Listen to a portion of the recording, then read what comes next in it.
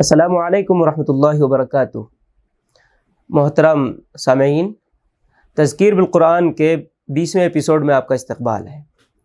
آج انشاءاللہ ہم سورۃ العلق کا ترجمہ اور مختصر تفسیر پیش کریں گے۔ آئیے تلاوت سے ہم اس کا آغاز کرتے ہیں۔ اعوذ باللہ من الشیطان الرجیم، بسم اللہ الرحمن الرحیم۔ اقرأ باسم ربك الذي خلق خلق الإنسان من علق اقرأ وربك الأكرم الذي علم بالقلم علم الإنسان ما لم يعلم كلا إن الإنسان ليطغى أن رآه استغنى إن إلى ربك الرجعى أرأيت الذي ينهى عبدا إذا صلى أرأيت إن كان على الهدى أو أمر بالتقوى أرأيت إن كذب وتولى ألم يعلم بأن الله يرى كلا لئن لم ينته لنسفعا بالناصية ناصية كاذبة خاطئة فليدع ناديه سندع الزبانية كلا لا تطعه واسجد واقترب۔ صدق اللہ العظیم۔ رب اشرح لي صدري ويسر لي أمري واحلل عقدة من لساني يفقه قولي اللهم أرنا الحق حقا وارزقنا اتباعه وأرنا الباطل باطلا وارزقنا اجتنابه اللهم وفقنا لما تحب وترضى۔ محترم سامعین، سورۃ العلق جس کی ابھی آپ نے تلاوت سماعت فرمائی، یہ مکی صورت ہے۔ اس صورت کے دو حصے ہیں۔ پہلا حصہ جیسا کہ ہم جانتے ہیں 5 آیتوں پر مشتمل ہے جو کہ سب سے پہلے نازل ہوئی ہیں، اور دوسرا حصہ بعد میں اس وقت نازل ہوا جب رسول اللہ صلی اللہ علیہ وسلم نے حرم میں نماز پڑھنی شروع کر دی تھی، اور اس وقت ابو جہل آپ صلی اللہ علیہ وسلم کو دھمکیاں دے کر روکنے کی کوشش کر رہا تھا۔ آغاز وحی کے متعلق محدثین نے بہت سی سندوں کے ذریعے اس کو وحی کا آغاز کس طرح سے ہوا بیان کیا ہے۔ مختصر یہ کہ آپ صلی اللہ علیہ وسلم کو وحی کے آغاز میں کچھ سچے خواب دکھائی دیتے تھے، بالکل اس طرح سے جیسے کہ آپ صلی اللہ علیہ وسلم پھر دن میں ان کو بالکل اپنی آنکھوں سے دیکھ رہے ہوں۔ پھر آپ صلی اللہ علیہ وسلم تنہائی پسند ہو گئے۔ آپ صلی اللہ علیہ وسلم پھر غار حرا چلے جایا کرتے تھے اور وہیں پر اللہ کی عبادت کیا کرتے تھے، کھانا پانی لے جایا کرتے تھے، ختم ہو جاتا تھا پھر آ جاتے تھے، اور پھر حضرت خدیجہ رضی اللہ تعالیٰ عنہ تیار کر دیتی تھیں، پھر آپ جاتے تھے اور پھر وہیں پر آپ صلی اللہ علیہ وسلم عبادت کے اندر مشغول رہتے تھے۔ اچانک رمضان کا مہینہ تھا کہ حضرت جبرائیل علیہ السلام کا آنا ہوتا ہے، اور غار حرا کے اندر آپ موجود ہیں، آپ پر وحی کا نزول ہوتا ہے۔ اچانک فرشتہ آ کر کہتا ہے پڑھو اقرا۔ آپ صلی اللہ علیہ وسلم کہتے ہیں ما انا بقاری، میں پڑھا ہوا نہیں ہوں، اور ایسا 3 مرتبہ ہوتا ہے۔ خود اللہ کے نبی صلی اللہ علیہ وسلم فرماتے ہیں کہ اس نے 3ری مرتبہ مجھے بھیجا، یہاں تک کہ میری قوت برداشت جواب دینے لگی۔ پھر اس نے کہا چھوڑ کر مجھے کہ پڑھو اقرا بسم ربک الذی خلق، یعنی علم ما لم یعلم تک یہ آیات پڑھی ہیں اس نے۔ اس کے بعد آپ صلی اللہ علیہ وسلم کے اوپر اس وحی کے نزول کی وجہ سے عجیب سی کیفیت طاری ہو گئی، آپ کے اوپر کپکپی طاری ہوئی۔ آپ صلی اللہ علیہ وسلم سیدھے گھر آئے حضرت خدیجہ رضی اللہ تعالیٰ عنہ کے پاس اور کہا زملونی، یعنی مجھے کچھ اڑا دو۔ آپ صلی اللہ علیہ وسلم کو اڑا دیا گیا، اور پھر جب افاقہ ہوا اور کچھ طبیعت سنبھلی تو حضرت خدیجہ رضی اللہ تعالیٰ عنہ سے وہ کیفیت پوری کی پوری آپ صلی اللہ علیہ وسلم نے سنا دی۔ آپ صلی اللہ علیہ وسلم نے فرمایا ہے خدیجہ مجھے ڈر ہے، کیونکہ آپ صلی اللہ علیہ وسلم کے اوپر خوفزدگی کی حالت طاری تھی۔ خدیجہ رضی اللہ تعالیٰ عنہا نے فرمایا ہرگز نہیں، آپ صلی اللہ علیہ وسلم خوش ہو جائیے، خدا کی قسم آپ کو خدا کبھی غارت نہیں کرے گا، رسوا نہیں کرے گا۔ آپ صلی اللہ علیہ وسلم رشتہ داروں کے ساتھ نیک سلوک کرتے ہیں، سچ بولتے ہیں، بے سہاروں کا آپ سہارا بنتے ہیں، ان کا بوجھ اٹھاتے ہیں، نادار لوگوں کو کما کر لاتے ہیں دیتے ہیں، مہمان نواز ہیں آپ، نیک کاموں میں مدد کرتے ہیں۔ تو اس طرح سے اللہ کے نبی کو حضرت خدیجہ تسلی دیتی ہیں، اور پھر وہ ورقہ بن نوفل چچا زاد بھائی کے پاس لے کر جاتی ہیں۔ ورقہ بن نوفل اس وقت نابینا تھے، بوڑھے ہو چکے تھے۔ پورا قصہ آپ صلی اللہ علیہ وسلم ان کو سناتے ہیں۔ تو ورقہ بن نوفل یہ واقعہ سن کر کہتے ہیں کہ یہ تو وہی ناموس ہے جو وہی لے کر حضرت موسیٰ کے پاس آیا کرتا تھا، کاش میں زمانہ نبوت میں زندہ ہوتا تو میں تمہاری مدد کرتا۔ اور کہا ورقہ بن نوفل نے کہ کاش میں اس وقت تو زندہ ہوتا جب آپ کی قوم آپ کو نکال دے گی۔ آپ صلی اللہ علیہ وسلم کو یہ بات بڑی عجیب معلوم ہوئی۔ آپ نے کہا کیا میری قوم مجھے نکال دے گی؟ ورقہ بن نوفل نے کہا ہاں، کبھی ایسا نہیں ہوا کہ کوئی شخص وہ چیز لے کر آیا ہو جو آپ لے کر آئے ہیں اور اس سے دشمنی نہ کی گئی ہو۔ اگر میں اس وقت تو زندہ رہا تو آپ کی بھرپور مدد کروں گا۔ لیکن ورقہ بن نوفل زیادہ مدت تک زندہ نہ رہے اور ان کا انتقال ہو گیا۔ تو یہ قصہ بتا رہا ہے زبان حال سے کہ اللہ کے نبی صلی اللہ علیہ وسلم کو وہم و گمان بھی نہیں تھا اس سے پہلے کہ کچھ اس طرح کا واقعہ پیش آنے والا ہے۔ ایک لمحے کے لیے بھی آپ نے ایسا نہیں سوچا ہوگا۔ یہی وجہ ہے کہ جب آپ صلی اللہ علیہ وسلم نے اسلام کی دعوت کو لوگوں کے سامنے پیش کیا تو لوگوں نے اعتراضات تو کیے، لیکن ان میں سے کسی نے یہ نہیں کہا کہ ہم کو تو پہلے سے ہی شک تھا کہ یہ حضرت یہ جناب نبوت کا دعویٰ کرنے والے ہیں، یہ تیاریاں پہلے سے کر رہے ہیں۔ کسی نے یہ بات نہیں کہی۔ اور دوسری بات اس قصے سے یہ معلوم ہوتی ہے کہ آپ صلی اللہ علیہ وسلم کتنے بلند کردار اور کتنے بااخلاق تھے، اور آپ کی پوری زندگی کیسی پاکیزہ تھی کہ شریک حیات حضرت خدیجہ رضی اللہ تعالیٰ عنہ کون سی بیوی ہوگی جو اپنے شوہر سے زیادہ واقف نہ ہو؟ یعنی شوہر سے سب سے زیادہ اگر کوئی واقف ہوتی ہے تو بیوی ہوتی ہے۔ جب یہ واقعہ پیش آیا تو انہوں نے اس بات کو تسلیم کیا اور مان لیا، آن کے آن میں وہ اس بات کو مان گئیں۔ اسی طرح سے ورقہ بن نوفل وہ آپ کے حالات سے باخبر تھے، انہوں نے بھی کوئی تعجب نہیں کیا اور فوراً اس بات کو انہوں نے محسوس کر لیا۔ دوسرا جو حصہ ہے اس سورت کا اس وقت نازل ہوا جب رسول اللہ صلی اللہ علیہ وسلم حرم میں اسلامی طریقے پر، یعنی جو طریقہ آپ کو اللہ تعالیٰ نے سکھایا تھا اس طریقے پر نماز پڑھنے لگے علی الاعلان کھلم کھلا۔ تو ابو جہل نے آپ کو ڈرانے اور دھمکانے کی کوشش کی، آپ کو روکنے کی کوشش کی، اور اس نے پوری کوشش کی کہ آپ اس طریقے پر عبادت نہ کریں۔ چنانچہ اس سلسلے میں کئی احادیث ہیں، اور اس سلسلے میں چنانچہ کئی احادیث ملتی ہیں۔ ایک حدیث جو حضرت ابو ہریرہ رضی اللہ تعالیٰ عنہ سے مروی ہے وہ اس طرح سے ہے کہ ابو جہل نے قریش کے لوگوں سے پوچھا کیا محمد تمہارے سامنے زمین پر اپنا منہ ٹکاتے ہیں؟ لوگوں نے کہا ہاں۔ اس نے کہا لات اور عزا کی قسم اگر میں ان کو دیکھ لوں اس حالت میں نماز پڑھتے ہوئے تو ان کی گردن پر پاؤں رکھ دوں گا اور ان کا منہ زمین پر رگڑ دوں گا۔ پھر ایسا ہوا کہ اللہ کے نبی صلی اللہ علیہ وسلم نماز پڑھ رہے تھے، اس نے دیکھ لیا، وہ آگے بڑھا کہ آپ کی گردن پر پاؤں رکھے، مگر اچانک یکایک لوگوں نے دیکھا کہ وہ پیچھے ہٹ رہا ہے اور اپنا منہ کسی چیز سے بچا رہا ہے۔ اس سے پوچھا کہ یہ تجھے کیا ہوگا، تو نے ایسا کیوں کیا؟ تو اس نے کہا میرے اور ان کے درمیان آگ کی ایک خندق اور ایک ہولناک چیز تھی اور کچھ پر تھے۔ رسول اللہ صلی اللہ علیہ وسلم نے فرمایا اگر وہ میرے قریب پھٹکتا تو ملائکہ یعنی فرشتے اس کے چتھڑے اڑا دیتے۔ اس تعلق سے اور بھی احادیث ہم کو ملتی ہیں۔ تو پھر اس صورت کا آغاز ہوتا ہے، فرمایا اللہ تعالیٰ نے پڑھو، لفظ اقرا سے اس کا آغاز ہوتا ہے۔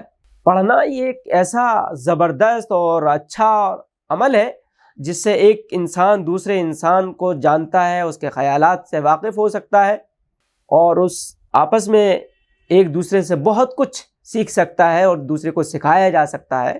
پڑھنا، علم حاصل کرنا یہ بہت بڑا عمل ہے، بہت بڑا کام ہے جس کی بڑی تاکید آئی ہے۔ جیسا کہ اس سے معلوم ہو رہا ہے کہ پڑھو تو اس پروردگار کے نام سے پڑھو جس نے تم کو پیدا کیا، اپنے رب کے نام کے ساتھ۔ یعنی آپ صلی اللہ علیہ وسلم کو یہ بتانا ضروری نہیں تھا کہ تمہارا رب کون ہے، پیدا کرنے والا کون ہے۔ آپ صلی اللہ علیہ وسلم پہلے سے ہی اپنے رب کی عبادت کیا کرتے تھے۔ تو فرمایا اپنے رب کے نام کے ساتھ جس نے پیدا کیا، یعنی تمام کائنات کو پیدا کیا، تمام مخلوقات کو پیدا کیا۔ پھر خاص طور سے انسان کی پیدائش کا ذکر کرتے ہوئے فرمایا جمے ہوئے خون کے ایک لوتھڑے سے انسان کی تخلیق کی۔ پڑھو اور تمہارا رب بڑا کریم ہے جس نے قلم کے ذریعے سے علم سکھایا. یعنی اس کا بڑا کرم ہے، اس کا فضل ہے کہ انسان کو ایک حقیر سی حالت سے اٹھا کر اس کی ابتدا کر کے اس کو بلندیوں پر پہنچا دیا، انسان کو صاحب علم بنا دیا اور اس کو تمام مخلوقات پر فضیلت اور عزت بخشی. اور صرف اس صاحب علم ہی نہیں بنایا بلکہ وہ اپنے علم کو نسل در نسل منتقل کر سکتا ہے.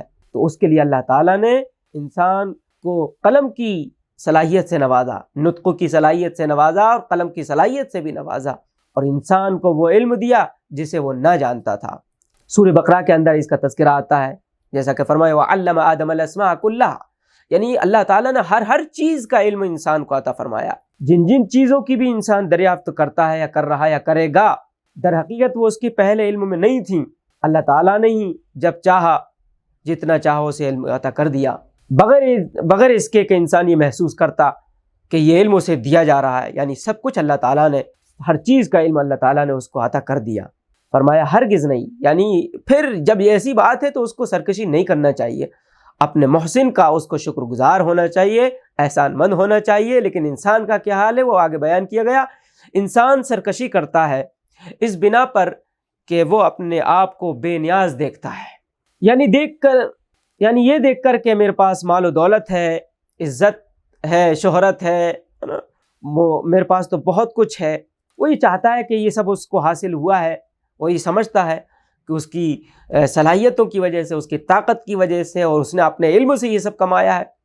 تو وہ یہ سمجھتا ہے اور یہ سمجھتا ہے کہ مجھے اب کسی کی ضرورت نہیں ہے. حالانکہ پلٹنا یقیناً تیرے رب ہی کی طرف ہے. یعنی پلٹنا ہے اس کو، یہ سب چھوڑ کر اسی کی طرف جانا ہے، اپنے خالق مالک کی طرف. دنیا کے اندر اس نے کچھ بھی حاصل کر لیا ہو اور جس بلبوتے پر وہ تمرد اور سرکشی کر رہا ہے، آخر کار اسے جانا تیرے ربی کی طرف ہے، رب کی طرف ہے. پھر اسے معلوم ہو جائے گا کہ اس کی اس روش کا کیا انجام ہے. ایک شاعر نے کیا خوب کہا ہے، سب ٹھاٹ پڑا رہ جاوے گا جب لات چلے گا بنجارا، کہ ہرس ہوا کی چھوڑ میاں مدیز بدیز پھرے مارا. یعنی دنیا کے اندر انسان کے پاس جو کچھ ہے وہ سب انسان کو چھوڑ کر جانا ہے. اس لیے اس کو چاہیے کہ جہاں جانا ہے وہاں کی تیاری کرے، جہاں جانا ہے وہاں کی فکر کرے، اور جہاں ہمیشہ رہنا ہے نا وہاں اپنا جو ہے گھر بنائے، وہاں کے لیے ساری تیاریاں، سارے جتن کرے. لیکن ہو یہ رہا ہے، انسان کر یہ رہا ہے کہ سب کچھ وہ دنیا کے اندر ہی کر رہا ہے. ایسا لگتا ہے کہ اس کو مرنا نہیں ہے، کبھی اس کو پلٹنا نہیں ہے اپنے رب کی طرف. آگے فرمایا اللہ رب العزت نے، تم نے دیکھا اس شخص کو جو ایک بندے کو منع کرتا ہے جبکہ وہ نماز پڑھتا ہے. اس کا تذکرہ آ چکا ہے کہ ابو جہل روکتا تھا، دھمکیاں دیتا تھا. اور یہاں پر یہ جو انداز اختیار کیا گیا ہے وہ بڑا پیارا انداز ہے، عبد کا لفظ استعمال کیا گیا ہے، جس کا تذکرہ قرآن مجید میں اور بھی مقامات پر آیا ہے. مثلا فرمایا ایک جگہ سبحان الذی اسری بعبدہ لیلا من المسجد الحرام الی المسجد الاقصی، اور دوسری جگہ فرمایا الحمدللہ الذی انزل علی عبدہ الکتاب، اور بھی مقامات پر. تو یہ انداز اختیار کیا گیا ہے اللہ کے نبی صلی اللہ علیہ وسلم کے لیے.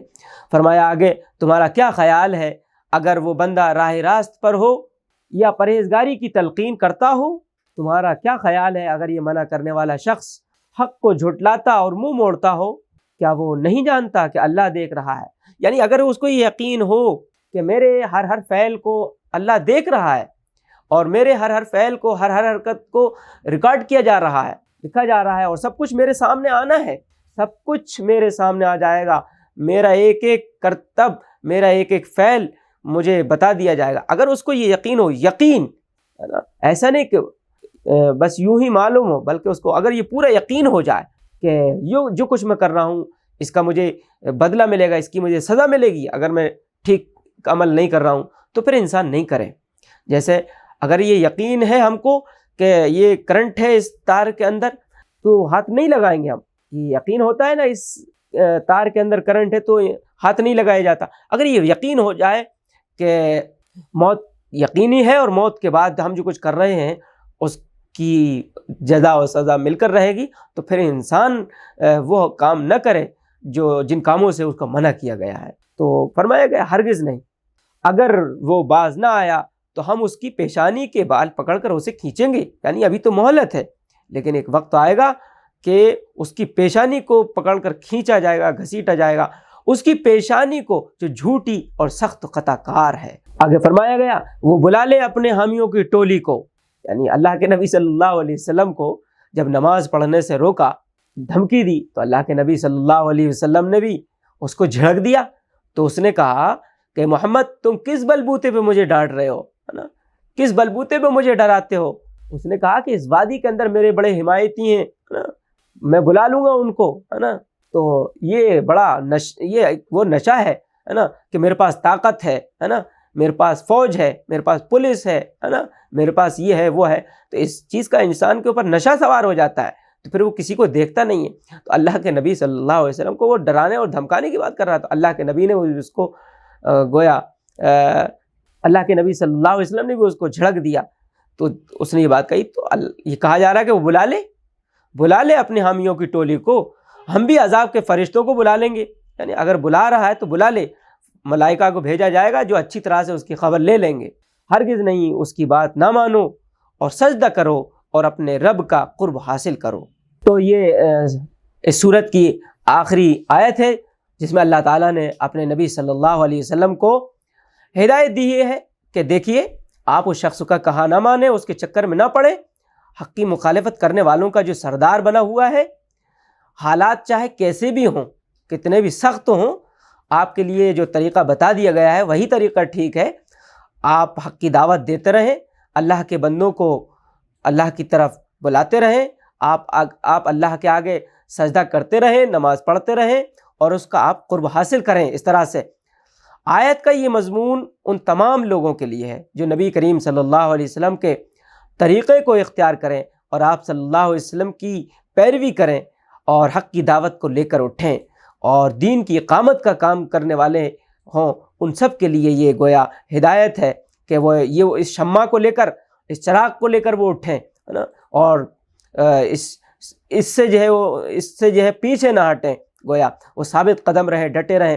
ان کے لیے یہ جائز نہیں ہے، ان کے لیے درست نہیں ہے کہ وہ اللہ کے باغیوں کی خواہشات کو پورا کرنے میں لگیں اور باغیوں کی جو خواہشات ہوں ان کے مطابق کوئی بھی عمل کریں، ان سے دب کر، ان سے ڈٹ کر، ان سے دب کر کوئی جو ہے کام کرنے لگیں۔ کسی طرح کی مداہنت اور چاپلوسی کی ضرورت نہیں ہے۔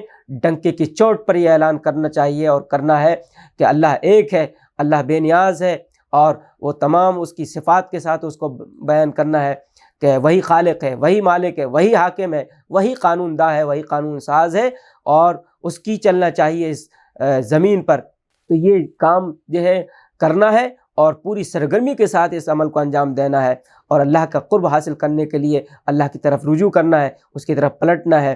اور تو سورہ کی یہ آخری آیت قرآن پاک کی ان آیتوں میں سے ہے کہ جن کو پڑھ کر یا سن کر نبی کریم صلی اللہ علیہ وسلم نے سجدہ کرنے کا حکم دیا ہے۔ ایک مومن جب اس آیت کو پڑھ کر یا سن کر سجدے میں گر جاتا ہے تو گویا وہ زبان حال سے اس بات کا اقرار اور اعلان کرتا ہے کہ میں ہرگز ان لوگوں کی اطاعت نہیں کروں گا جو اللہ کے باغی ہیں، جو اللہ کے منکر ہیں، جن کی روش جو ہے بہت غلط ہے، بلکہ میرا سر تو صرف اور صرف اللہ کے آگے جھکے گا، میرا صرف ایشور کے آگے جھکنے والا ہے، اور صرف مجھے اسی کی خوشنودی، اسی کی رضا چاہیے، اور میں اسی کی رضا کا متلاشی ہوں۔ ہم سب کو اسی کی رضا حاصل کرنے کے لیے جدوجہد کرنا چاہیے، کوشش کرنا چاہیے۔ اگر وہ راضی ہو جائے تو پھر ہم کو کسی کی پرواہ نہیں ہے۔ وآخر دعوانا ان الحمد للہ رب العالمین، والسلام علیکم ورحمۃ اللہ وبرکاتہ۔